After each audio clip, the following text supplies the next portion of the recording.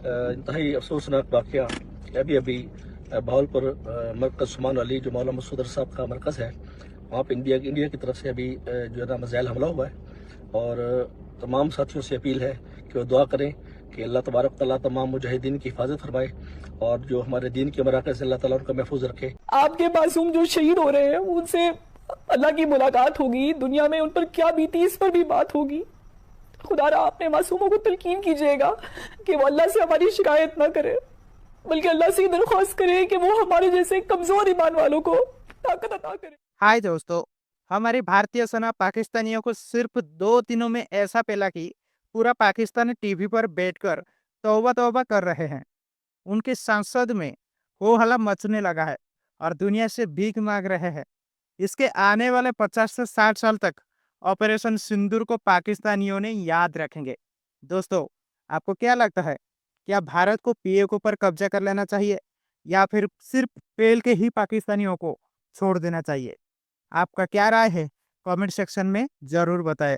और हाँ, वीडियो को भी सब्सक्राइब ज़रूर कर दें ताकि हमें भी थोड़ा मोटिवेशन मिल सके। यकीनन आप इस वक्त खौफजदा होंगे और पाकिस्तान में जहां जहां आप मौजूद हैं और जहां जहां पाकिस्तानी दुनिया में इस वक्त हैं वो पाकिस्तान के बारे में कंसर्न होंगे। खतरनाक सूरत हाल है जी, बिल्कुल मैं समझती हूँ, बड़ी खतरनाक सूरत हाल है। आपको याद है जब मुंबई हमले हुए थे तो तब कांग्रेस गवर्नमेंट थी, और अगर आप उनका रिएक्शन देखें और मोदी सरकार का रिएक्शन देखें तब देखें the attack was far more serious and far more larger in scale. ये मसूद अजहर आतंकी का पूरा परिवार खत्म हो गया है, ये इस वक्त की सबसे बड़ी खबर आपको बता रहे हैं और इसीलिए मसूद अजहर बिलबिलाया हुआ है। मसूद का भाई रऊफ अजहर जो कि घायल बताया जा रहा है, अब तक ये जिंदा है या मर गया पता नहीं है, इसकी पुष्टि होना बाकी है। लेकिन मसूद का बेटा मारा गया है, उसकी बहन मारी गई है, हुज़ैफा जो कि उसकी पत्नी है वो मारी गई है, उसका बेहद करीबी वकास मारा गया है। जब पूरे परिवार ऐसे समाप्त हो गया है तो रोता ही फिर रहा है। सर इंटरव्यू दे रहा है, बिल्कुल कह रहा है कि मैं भी मर जाता तो अच्छा था। तो आसमान के ऊपर एक बहुत खौफनाक किस्म की लाइट नजर आई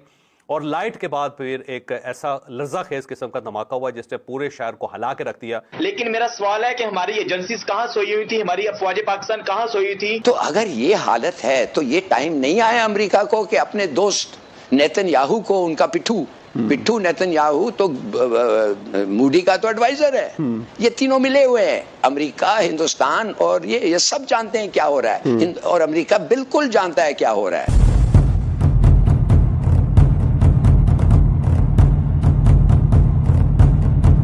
दोस्तों, आखिरकार भारत ने पहलगाम में शहीद हुए निर्दोष हिंदुओं का बदला ले लिया है।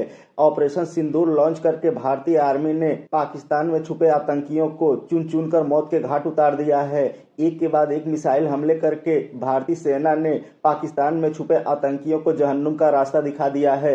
अब दोस्तों, इसी बात को लेकर पाकिस्तानी मीडिया में कोहराम मचा हुआ है। आइए देखते हैं पाकिस्तानी मीडिया इस बारे में क्या बातें कर रही है, फिर मिलते हैं वीडियो के अंत में। यकीनन आप इस वक्त खौफजदा होंगे और पाकिस्तान में जहां जहां आप मौजूद हैं और जहां जहां पाकिस्तानी दुनिया में इस वक्त हैं वो पाकिस्तान के बारे में कंसर्न होंगे। लाइव हम आपसे मुखातिब हैं और उसकी वजह यह है कि इंडिया ने पाकिस्तान के 3 शहरों पर हमला कर दिया है। रावलपिंडी के बारे में अफवाह इंडिया ने फैलानी शुरू की है कि हमने रावलपिंडी पे भी हमला किया, लेकिन रावलपिंडी और इस्लामाबाद मुकम्मल तौर पे महफूज है, यहाँ पे किसी किस्म की कोई एक्टिविटी नहीं है। लेकिन सबसे जो पहला हमला हुआ वो भावलपुर में हुआ और भावलपुर में 2 मदारस हैं, मौलाना मसूद अजहर के, जैश मोहम्मद के 2 मदारस हैं और इसके बारे में कहा जाता था कि इन मदारस को खाली कर लिया गया है और वहाँ भावलपुर में हाई अलर्ट था पिछले 4 दिनों से और बार बार लोगों को बताया जाता था कि आपने इन मदारस के करीब नहीं जाना और इससे पहले दोनों मदारस जो थे वो खाली करवा लिए गए थे। एक जो मदरसा मौलाना मसूद अजहर साहब का है वो शहर से 7 किलोमीटर के फासले पे है, आजम चौक है वहाँ पे, और इस आजम चौक के करीब एक कराची मोड़ है।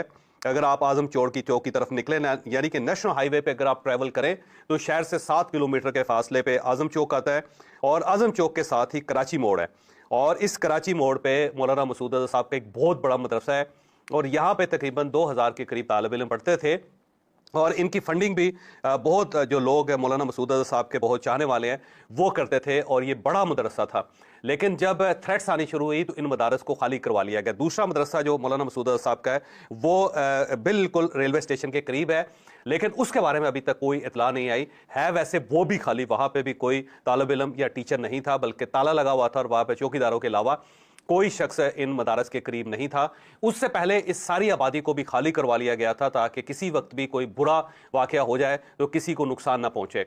लेकिन अब से आध घंटे पहले लोग जब अपनी छतों पर बैठे हुए थे या छतों पर सो रहे थे तो आसमान के ऊपर एक बहुत खौफनाक किस्म की लाइट नजर आई और लाइट के बाद फिर एक ऐसा लर्ज़ाखेज़ किस्म का धमाका हुआ जिसने पूरे शहर को हिला के रख दिया और लोग उठ के बाहर निकल आए।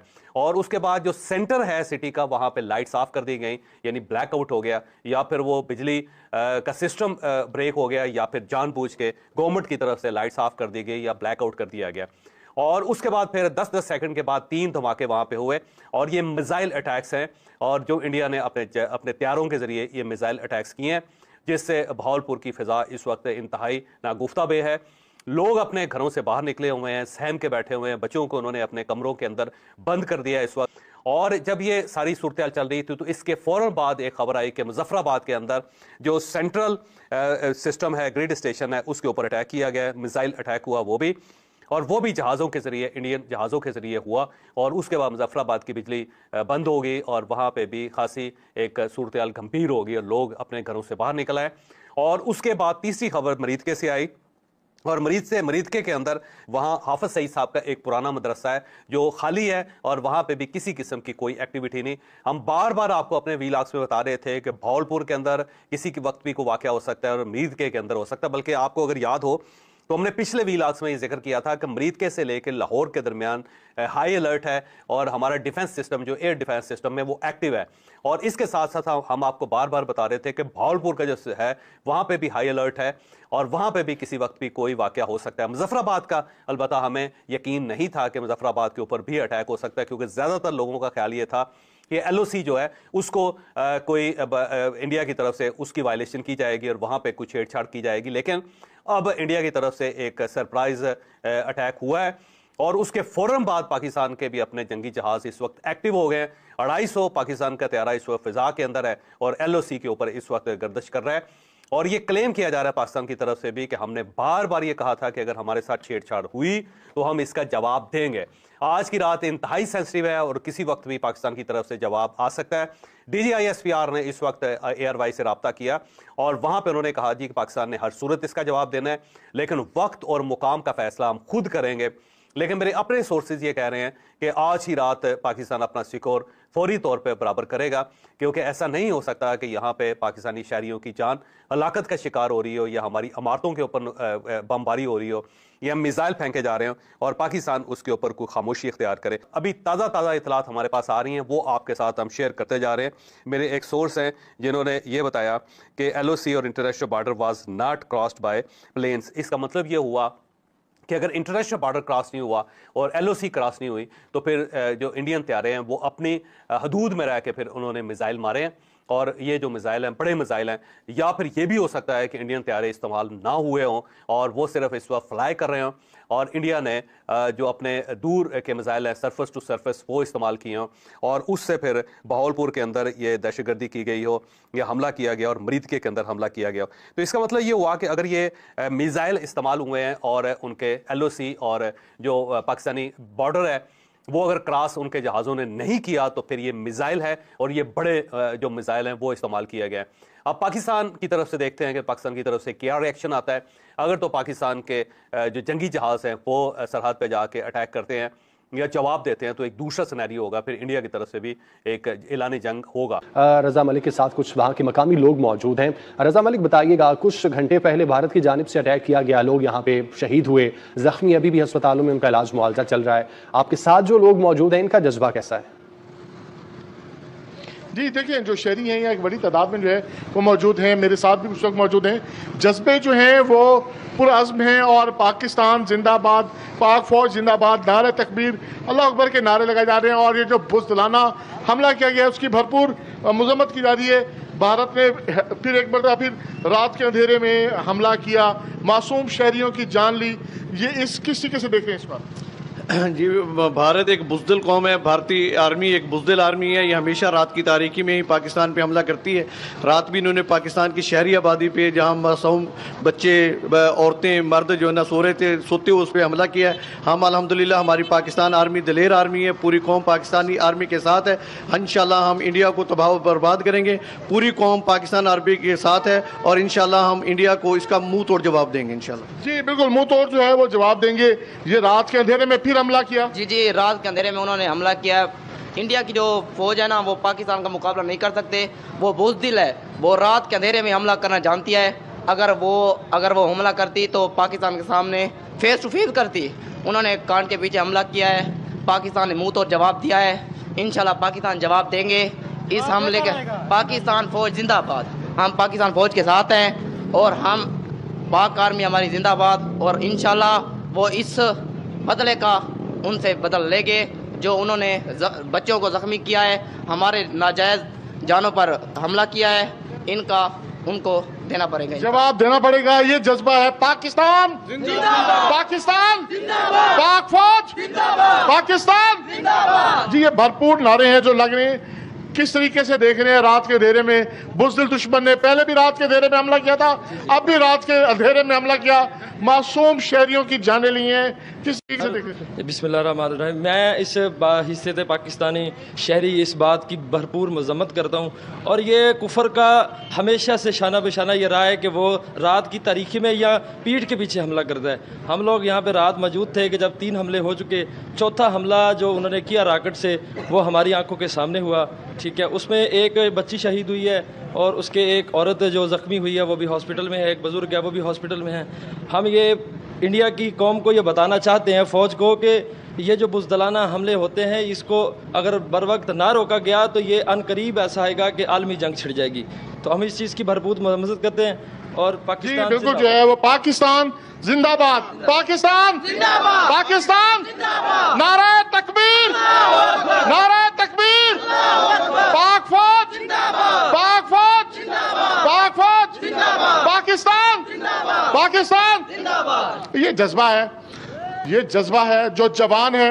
और ये मेरे कैमरामैन अगर दिखा सके तो ये जो पुलिस के जवान हैं जो सिक्योरिटी के लिए यहाँ मुसलसल मौजूद हैं, गुज़श्ता कई घंटों से यहाँ डटे हुए हैं, अपनी ड्यूटी पर मौजूद हैं और लोगों की सेफ्टी सिक्योरिटी को जो है वो यकीनी बना रहे हैं और हर तरह से जो है वो मददगार साबित हो रहे हैं। बुनियादी तौर पर ये एक बार फिर बताना चाहूँगा कि ये वो आबादी है, ये चौक आज़म पर, जहाँ ये मासूम शहरी जो है जिनको ये निशाना बनाया गया।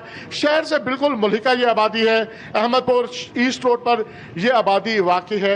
एक तरफ तो जो घर हैं वो बड़े बड़े घर नज़र आ रहे हैं, दूसरी तरफ जो है वो देही आबादी है जिसको जो है रात के अंधेरे में जो है वो निशाना बनाया गया और वहाँ मिसाइल दागे गए और इस तरह से जो है 5 मिसाइल जो हैं वो दागे गए, जिससे जो है 8 शहादतें हुई और 32 से ज़्यादा लोग जो हैं वो इस वक्त अस्पतालों में ज़ेर इलाज हैं। जी दोस्तों, पिछले महीने 22 अप्रैल को पहलगाम में हुए हमले में 26 निर्दोष हिंदुओं की जान ले ली गई थी। पाकिस्तानी आतंकियों ने उनके नाम पूछ कर उनके कपड़े उतरवा कर ये कंफर्म किया कि वो मुस्लिम नहीं है और उन्हें मौत के घाट उतार दिया और उनके परिवारजनों से ये कहा कि जाओ मोदी से कह देना।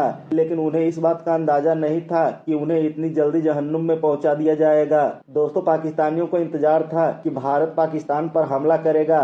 पूरी पाकिस्तानी आर्मी हाई अलर्ट पर थी। पूरे पाकिस्तान में रेड नोटिस जारी कर दिया गया था कि भारत हम पर कभी भी हमला कर सकता है। लेकिन पाकिस्तानियों को इस बात का थोड़ा सा भी अंदाजा नहीं था कि भारत पाकिस्तान में छुपे हुए आतंकियों को इस तरीके से जहन्नुम पहुंचाएगा। दोस्तों, आधी रात को भारतीय सेना ने एक के बाद एक कई मिसाइलें दागी और पाकिस्तान में आतंकी ठिकानों को निशाना बनाते हुए उन्हें जहन्नुम का रास्ता दिखा दिया। दोस्तों, सुनने में ये भी आ रहा है कि इंटरनेशनल टेररिस्ट हाफिज सईद के कई परिवार के सदस्यों की जान चली गई है और कैमरे के सामने हाफिज सईद भी फूट फूट कर रो रहा था कि काश इस हमले में मैं भी मारा जाता। दोस्तों, वहीं हड़बड़ाहट में पाकिस्तानी आर्मी ने अपने ही एक हवाई जहाज को मार गिराया और ये प्रोपेगेंडा करने लगे कि ये राफेल है। लेकिन जैसे ही इसकी पोल खुली, पाकिस्तानियों का सिर शर्म से झुक गया। खैर दोस्तों, मोदी जी ने जो कहा था वो कर दिखाया। दोस्तों, वीडियो में अंत तक बने रहने के लिए धन्यवाद। मिलते हैं अगले वीडियो में।